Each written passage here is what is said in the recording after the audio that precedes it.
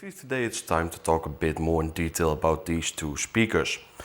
So the Flip 7 is pretty nicely done in overall performance, the Charge 6 as well, but we all know that nowadays it's pretty difficult for JBL to outstand from other brands because they keep increasing their prices, and some people say don't complain about the price, they will go down after a few months, and that's correct.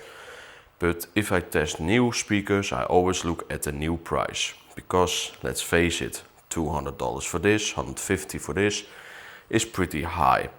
Because there are not big differences when we talk about audio performance in comparison to the old JBLs.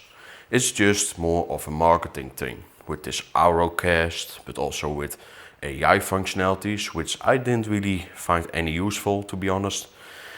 The only great thing about these speakers I could say is that the app now has a better EQ setting possibility. Now you have more settings for EQ settings, so that's maybe the only pro I would say, but that doesn't mean that both speakers need an increase of $30, $20 in price.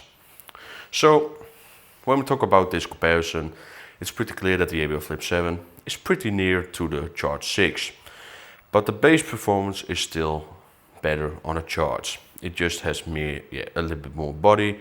It also has a little bit bigger passive radiators, which also help of course with the bigger driver as well. But I would say when we talk about loudness, yes, the Charge 6 is louder, but I would prefer the Flip 7 when we talk about distortion levels. It's just better sounding on higher volume. While the Charge 6, it tried to push out more volume, but you do get some distortions and so on. For me, the favorite is the Flip 7. It's just sad there's no extra USB port on it to charge your phones, even though the battery in a Flip 7 is pretty big these days also. It's a bit strange, because there are cheaper speakers that do this and also have a big battery.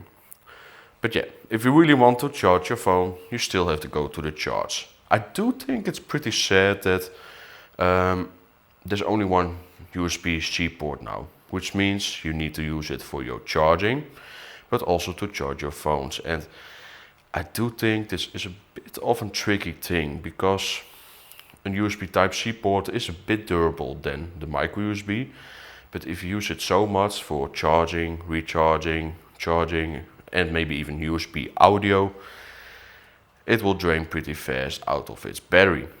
And this is a bit sad, because why would you do this with the Charge?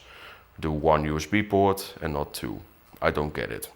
But let's just go to the audio samples, so you can yourself how these two perform.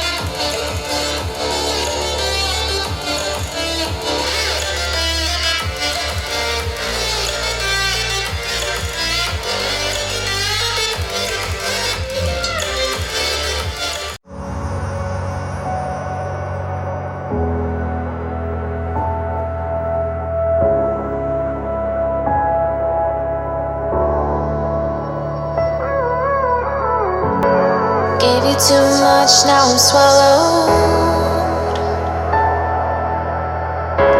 Now I'm the fool while you're breaking rules.